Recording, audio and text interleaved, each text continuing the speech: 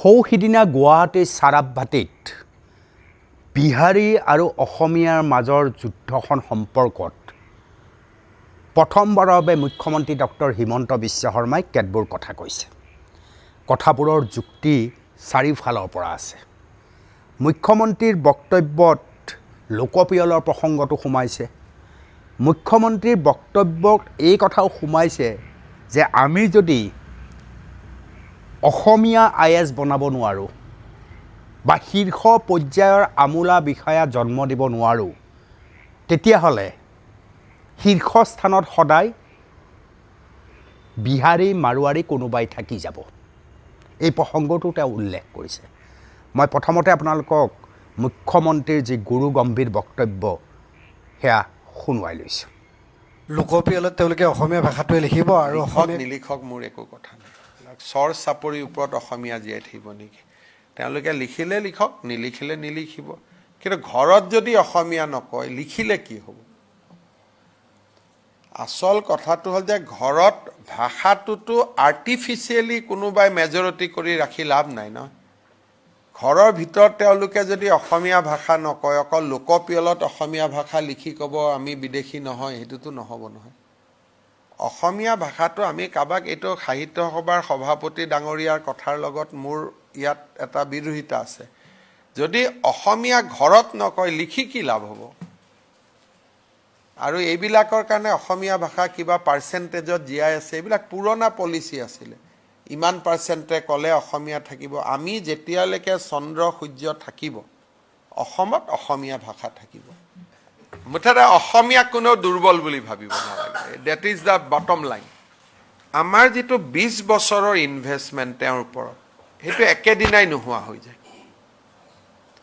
আৰু এই অফিচাৰসকল কোন? দুখীয়া মধ্যবিত্ত পৰিয়ালৰ পৰা উঠি আহি অফিচাৰ হৈছে।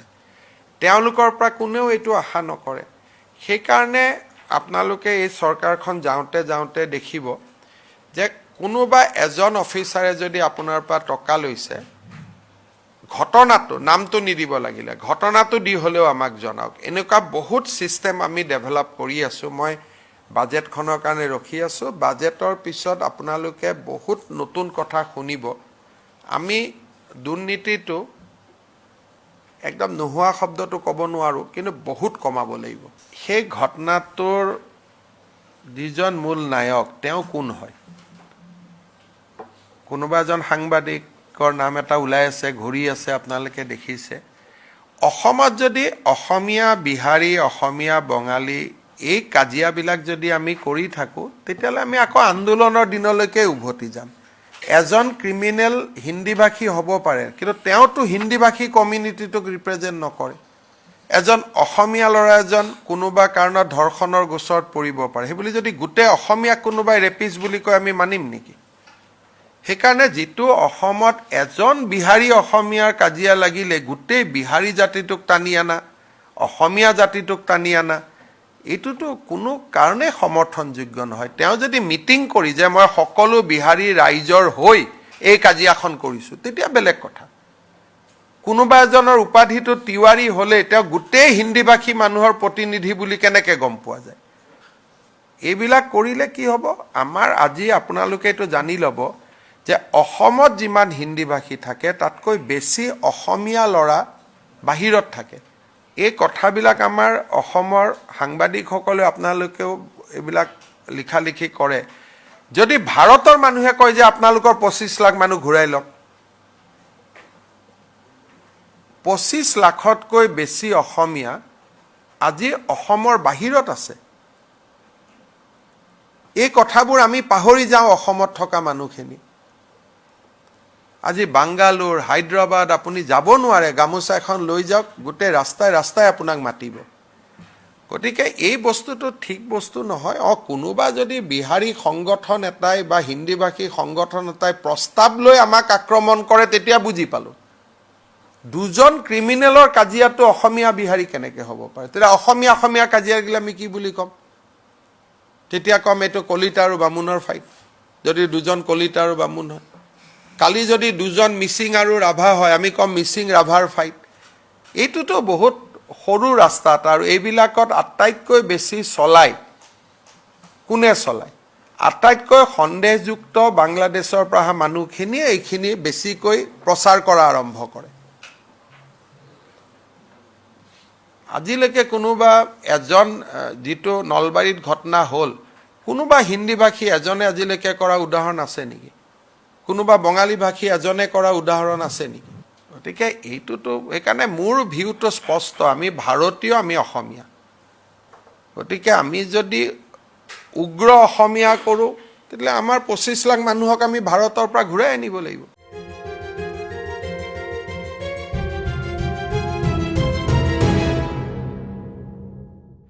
মুখ্যমন্ত্ৰীৰ এই বক্তব্যত কেইবাটাও দিশ স্বাভাৱিকতে উন্মোচন হৈছে।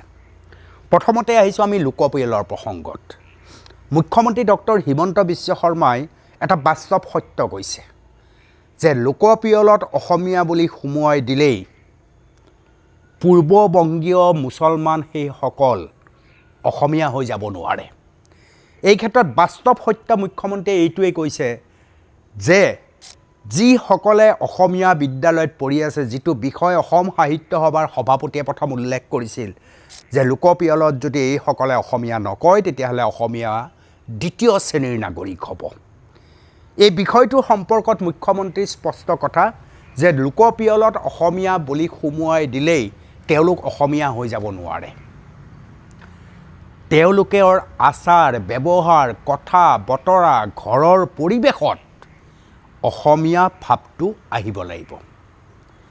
যেনে ধৰক আমাৰ অসমীয়া মুছলমানসকল, অসমীয়া মুছলমানে এটা সময়ত পাটৰ কাপোৰৰ ব্যৱসায়ো কৰিছে, আজিও ক'ৰবাত কৰি আছে। তাঁতশালৰ কাম কৰে, আজিও ক'ৰবাত কৰি আছে।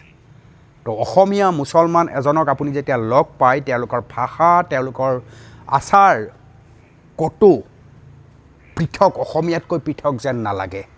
কেৱল উপাসনাৰ পদ্ধতিহে পৃথক। তেওঁলোকে মুছলমান ধৰ্ম পালন কৰে, আমি হিন্দু ধৰ্ম পালন কৰোঁ, তাতকৈ আৰু একো পৃথক নাই। কিন্তু চৰ অঞ্চলত যিটো অসমীয়া ভাষাৰ এটা সাংঘাতিক আন্দোলন চলা বুলি কোৱা হৈছে আৰু এনেকুৱা ধৰণৰ এটা ধাৰণা জন্ম দিয়া হৈছে যে চৰ চাপৰিৰ অসমীয়া সেইসকলে যদি অসমীয়া নকয়, তেতিয়াহ'লে অসমীয়া ভাষাৰ অৱস্থা নোহোৱা হৈ যাব, যিটো মুখ্যমন্ত্ৰীয়ে ইয়াৰ বিৰোধ কৰিছে। আৰু মুখ্যমন্ত্ৰীয়ে কৈছে যে সমগ্ৰ অসমীয়া জাতি যেতিয়ালৈকে জীয়াই থাকিব, সেইদিনালৈকে অসমীয়া ভাষা সুস্থিৰ আৰু সবল হৈ থাকিব। এতিয়া প্ৰশ্নটো হৈছে যে যিসকলে চৰ চাপৰি অঞ্চলত অসমীয়া ভাষাত অসমীয়া মাধ্যমত পঢ়ে চৰকাৰী বিদ্যালয়ত, তেওঁলোকে সমাজ ব্যৱস্থাটোৰ লগত মিলিবলৈহে এই কামটো কৰে। ঘৰত তেওঁলোকে এধান মানুহ অসমীয়া কথা নকয়, যাৰ বাবে তেওঁলোকৰ জিভাত সদায় অসমীয়া ব্যাকৰণৰ এখন শ্ৰাদ্ধ হোৱা দেখা যায়।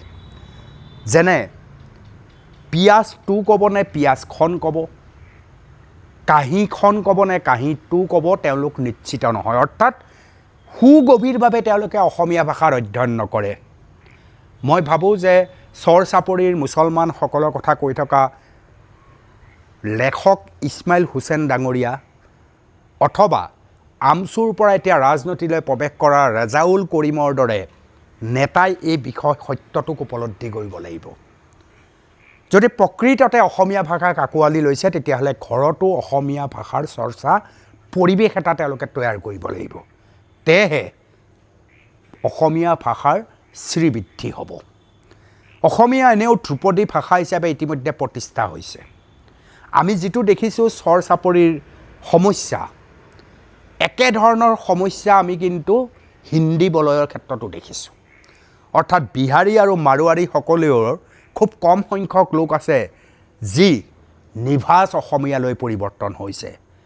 নিভাঁজ অসমীয়া যদি পৰিৱৰ্তন হয়, তেওঁক আপুনি কিমানলৈ শ্ৰদ্ধা কৰিব লাগে, অসমীয়া জাতিয়ে তাৰ প্ৰমাণ দেখুৱাই গৈছে। ৰূপকোঁৱৰ জ্যোতিপ্ৰসাদ আগৰৱালা তাৰ সমুজ্জ্বল উদাহৰণ। ৰূপকোঁৱৰ জ্যোতিপ্ৰসাদ আগৰৱালাই অসমীয়া সমাজ সংস্কৃতি ভাষাৰ লগত লীন গৈছিল। কিন্তু অসমত এতিয়াও বহুত বিহাৰী মাৰোৱাৰী তথা বাঙালী মানুহ আছে। মই অসমীয়া মুছলমান, অসমীয়া বাঙালীৰ কথা কোৱা নাই। তেওঁলোকে কিন্তু ঘৰত সেই ধৰণে অসমীয়া ভাষাৰ শ্ৰদ্ধা নকৰে। বাঙালীসকলৰ এগৰাকী প্ৰকৃত অসমীয়া হৈছে হেমাংগ বিশ্বাস, গণশিল্পী হেমাংগ বিশ্বাস। অসমীয়া ভাষা সাহিত্য সংস্কৃতিৰ বাবে তেওঁ আজীৱন উৎসৰ্গিত হৈছিল। সেইবাবে হেমাংগ বিশ্বাস অসমীয়া সাহিত্যৰ ইতিহাসৰ এগৰাকী সবল মনীষ ৰূপে প্ৰতিষ্ঠা হৈ আছে। গতিকে চৰ চাপৰিত যেনেকৈ কেৱল বিদ্যালয়ত পঢ়িবৰ কাৰণেহে অসমীয়া ভাষাটো ব্যৱহাৰ কৰে, ঘৰত ব্যৱহাৰ নকৰে, তেনেকৈ মাৰোৱাৰী, বিহাৰী আৰু বাঙালী সম্প্ৰদায়ৰ এনেকুৱা বহু লোক আছে কেৱল সমাজত বা দোকানখন চলাবৰ কাৰণেহে শব্দত অসমীয়া ব্যৱহাৰ কৰিছে। ইয়াৰ লগত আৰু এটা বিপদজনক কথা হৈছে। এই বিপদজনক কথাটো আমাৰ পৰা আৰম্ভ হৈছে, অৰ্থাৎ আমাৰ প্ৰতিজন অসমীয়া।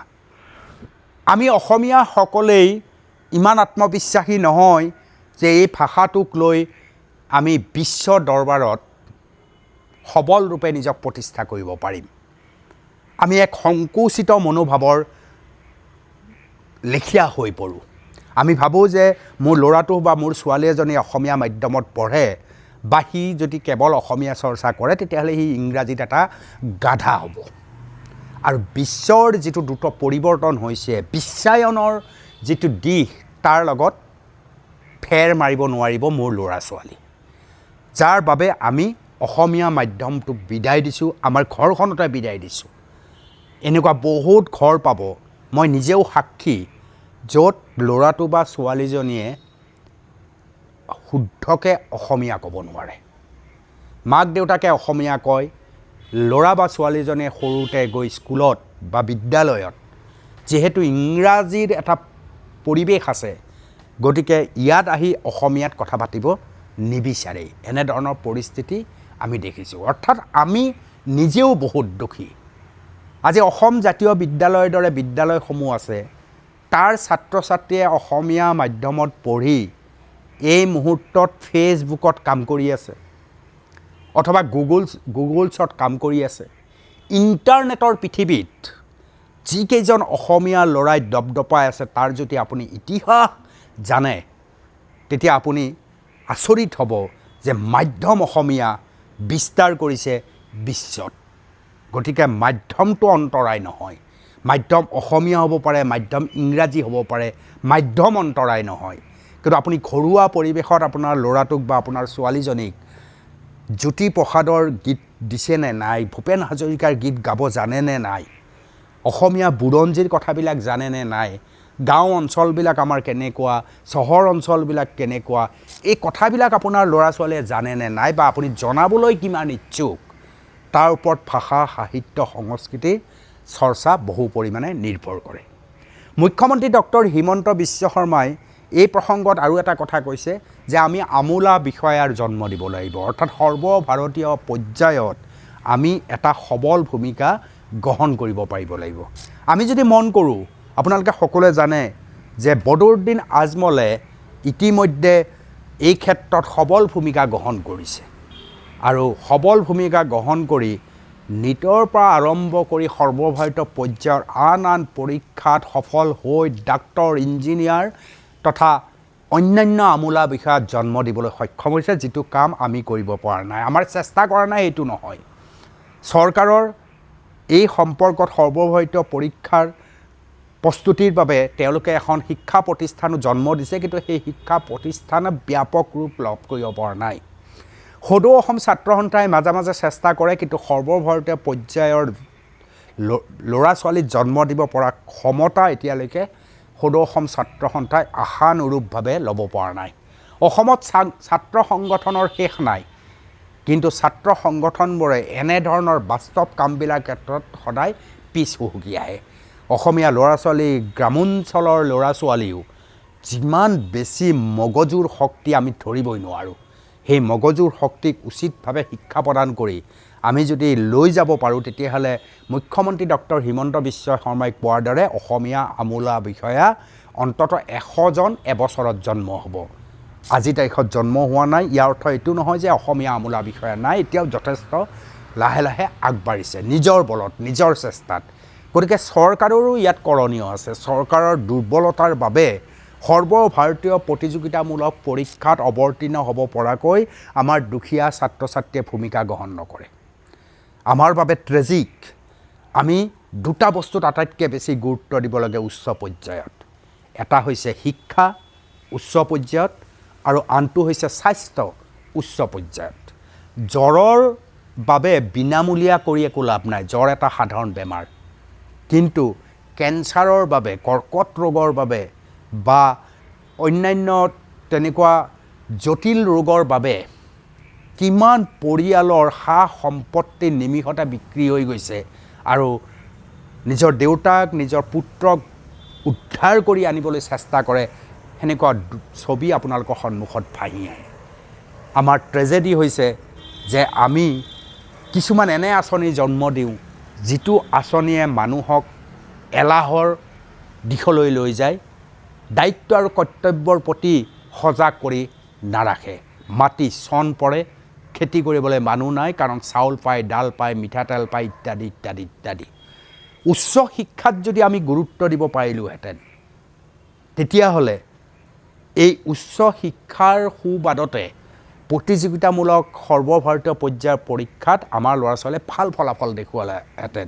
কিন্তু আমাৰ অৱস্থা চাওক, আমি এতিয়া ৰাষ্ট্ৰীয় শিক্ষানীতিৰ আধাৰত গৈ আমাৰ এখন ডাঙৰ যুদ্ধ হৈছে। 4 বছৰীয়া পাঠ্যক্ৰম, ল'ৰা ছোৱালীয়ে মহাবিদ্যালয়ৰ শ্ৰেণীকোঠাৰ অভাৱ হৈছে, শিক্ষকৰ অভাৱ হৈছে, বিশ্ববিদ্যালয়ত একেধৰণৰ পৰিস্থিতি হৈছে আৰু এনেধৰণৰ প্ৰতিবাদৰ ঢৌ উঠিছে যে ৰাষ্ট্ৰীয় শিক্ষানীতি বাতিল কৰিব লাগে।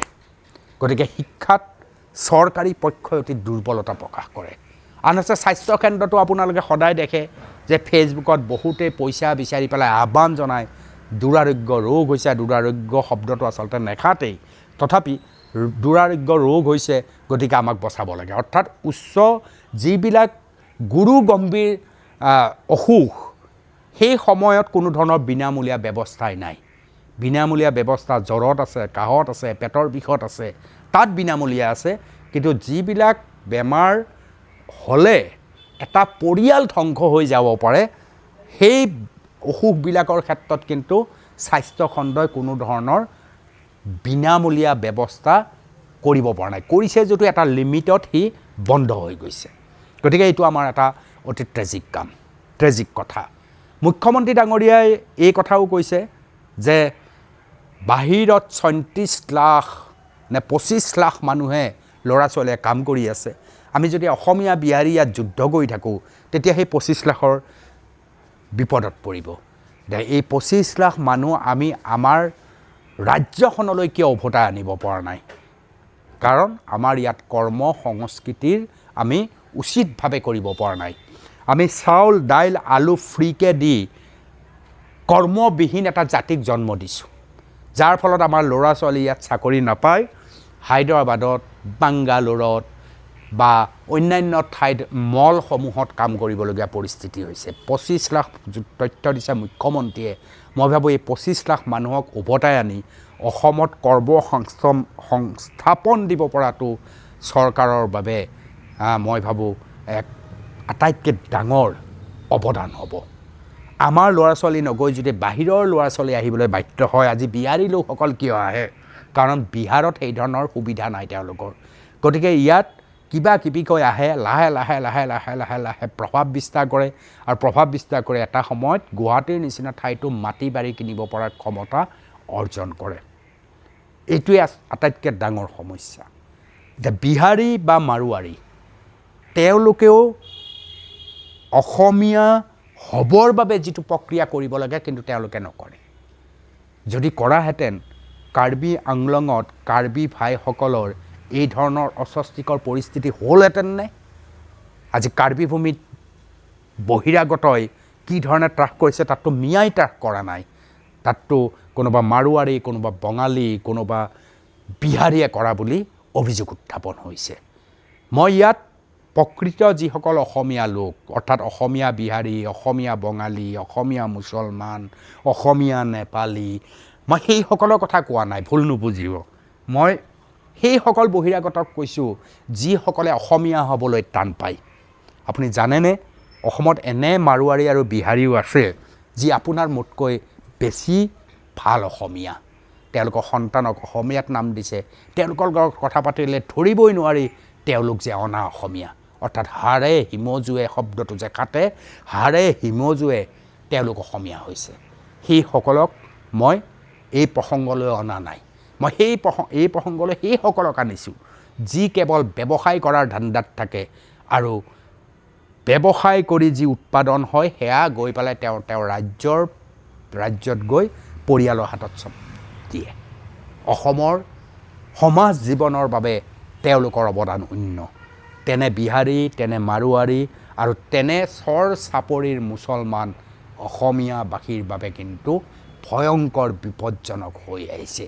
আৰু ইয়াৰ লগত আৰু এটা মহাবিপদ হৈছোঁ আমিবোৰ, যিয়ে নিজৰ ভাষাটোক আমি সন্মান কৰিব নাজানো, যিয়ে আমাৰ ভাষাটোৰ ওপৰত বিশ্বাস নাই, যিয়ে ভাষাটোৰ পৰা আঁতৰি আন ভাষা এটা লৈ এনেকুৱা এটা দেখুৱাব খোজোঁ যে আমি সাংঘাতিকভাৱে ওপৰলৈ গৈ আছোঁ। যাৰ কাৰণে আজি দেউতা মৰি পাপা আহিছে, যাৰ বাবে মামা মৰি মাম্মী হৈছে, যাৰ বাবে খুৰা খুৰী মৰি আংকুল আণ্টি হৈছে, আৰু যাৰ ফলত অসমীয়া শব্দবিলাক লোমহৰ্ষকভাৱে আমি হত্যা কৰি গৈ আছোঁ। আৰু যিমানেই আমি ঘৰবোৰত অসমীয়া শব্দৰ হত্যা কৰিম, সিমানেই জাতিটো নিঃদিন জাতিলৈ পৰিগণিত হ'ব। বিষয়টো কিন্তু চিন্তা কৰিবলগীয়া। এই সম্পৰ্কত আপোনালোকৰ মতামত আৰু যুক্তি অনুগ্ৰহ কৰি জনাব। ধন্যবাদ।